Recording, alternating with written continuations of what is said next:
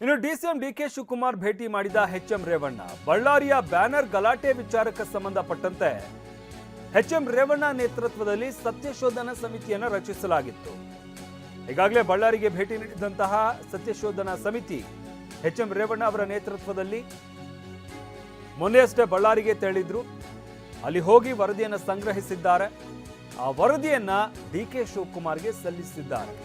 DCM DK Shivakumar ಅವರನ್ನ ಭೇಟಿ ಮಾಡಿ ಬಳ್ಳಾರಿಯಲ್ಲಿ ಏನು ಸತ್ಯಶೋಧನಾ ಸಮಿತಿ ಬಳ್ಳಾರಿಗೆ ಭೇಟಿ ಕೊಟ್ಟು ಅಲ್ಲಿ ವರದಿಯನ್ನು ಸಂಗ್ರಹಿಸಿದೆ, ಆ ವರದಿಯನ್ನ ಡಿಕೆ ಶಿವಕುಮಾರ್ ಅವರಿಗೆ ಸಲ್ಲಿಸಲಾಗಿದೆ.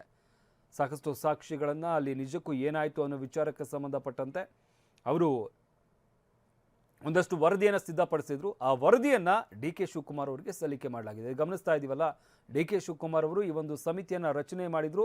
ಎಚ್ಎಂ ರೇವಣ್ಣ ಅವರಿಗೆ ಜವಾಬ್ದಾರಿಯನ್ನು ಕೊಟ್ಟಿದ್ರು. ಅವರ ನೇತೃತ್ವದಲ್ಲಿ ಬಳ್ಳಾರಿಗೆ ಹೋಗಿ ಸತ್ಯಶೋಧನೆಯನ್ನು ಮಾಡೋದಕ್ಕೆ ಸೂಚನೆಯನ್ನು ಕೊಟ್ಟಿದ್ರು. ಈ ಹಿನ್ನೆಲೆಯಲ್ಲಿ ಎಚ್ಎಂ ರೇವಣ್ಣ ಸೇರಿದಂತೆ ಒಂದಷ್ಟು ಜನ ಕಾಂಗ್ರೆಸ್ ನಾಯಕರುಗಳು ಖುದ್ದಾಗಿ ಬಳ್ಳಾರಿಗೆ ಹೋಗಿ ಅಲ್ಲಿ ಸತ್ಯಶೋಧನೆ ಮಾಡಿದ್ದಾರೆ.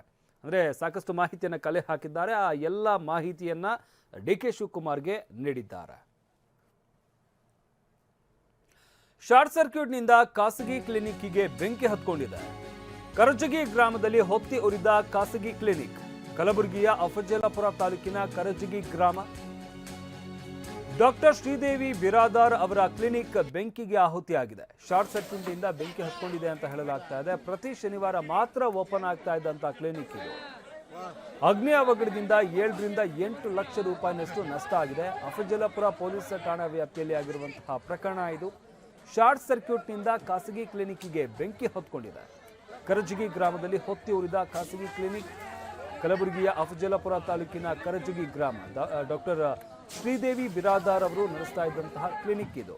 ಅಂದರೆ ಪ್ರತಿ ಶನಿವಾರ ಮಾತ್ರ ಅವರು ಈ ಕ್ಲಿನಿಕ್ಗೆ ಬರ್ತಾ ಇದ್ರು. ವಾರಕ್ಕೆ 1 ದಿನ ಮಾತ್ರ ಈ ಕ್ಲಿನಿಕ್ ಓಪನ್ ಇರ್ತಾ ಇತ್ತು. ಅದರಿಂದಾಗಿ ಯಾವುದೇ ರೀತಿಯಾದಂಥ ಸಾವು ನೋವು ಸಂಭವಿಸಿಲ್ಲ. ಆದರೆ ಅಪಾರ ಪ್ರಮಾಣದ ವಸ್ತುಗಳು ಬೆಂಕಿಗೆ ಆಹುತಿಯಾಗಿವೆ.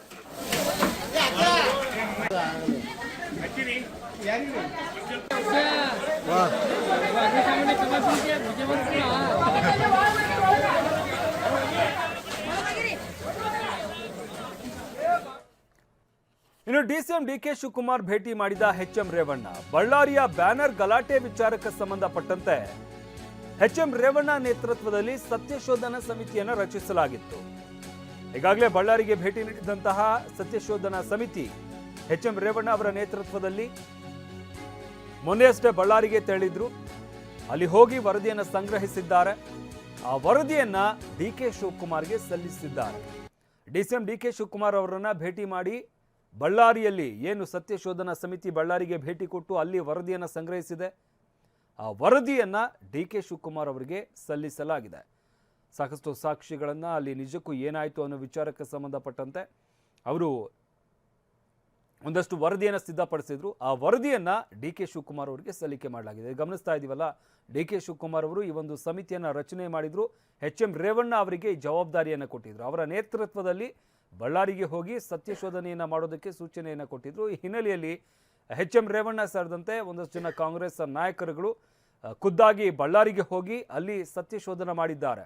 ಅಂದರೆ ಸಾಕಷ್ಟು ಮಾಹಿತಿಯನ್ನು ಕಲೆ ಹಾಕಿದ್ದಾರೆ. ಆ ಎಲ್ಲ ಮಾಹಿತಿಯನ್ನು ಡಿಕೆ ಶಿವಕುಮಾರ್ಗೆ ನೀಡಿದ್ದಾರೆ.